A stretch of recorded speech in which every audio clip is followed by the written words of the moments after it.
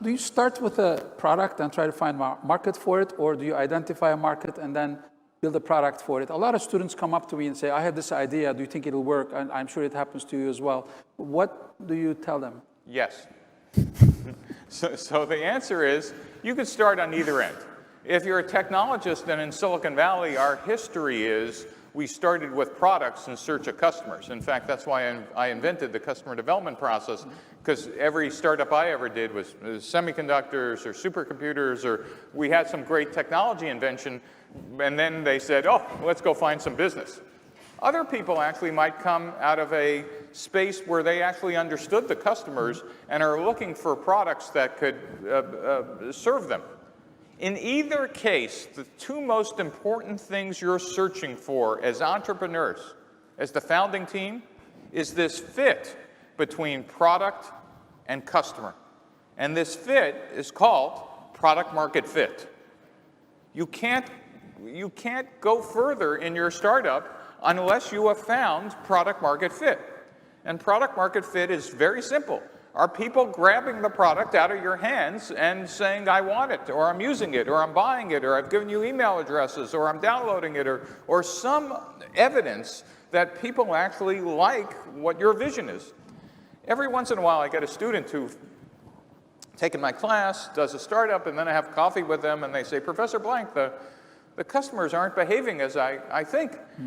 And so sometimes I just kind of get exasperated and say, well, maybe we should ship a copy of your plan, you know, with the product. And they write down, ship copy of plan with product.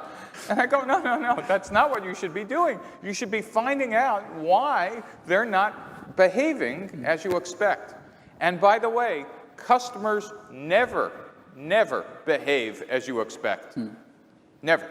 And they don't know what they want either. They don't know, and you believe you know. Which, by the way, as an aside, I was in the speed dating session, and I'm impressed that almost every entrepreneur here in Istanbul can do a 30-second pitch just like at Y Combinator. That's the good news. The bad news is, I think that's irrelevant.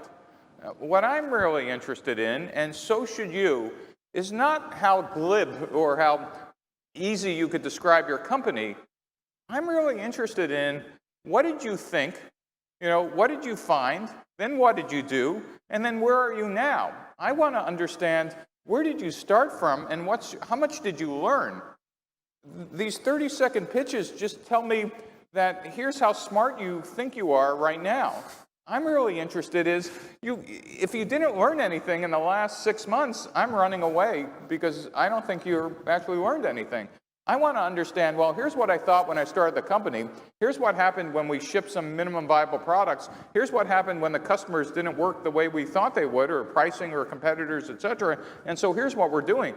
That journey is actually a lot more interesting because it teaches me the velocity and trajectory of the teams.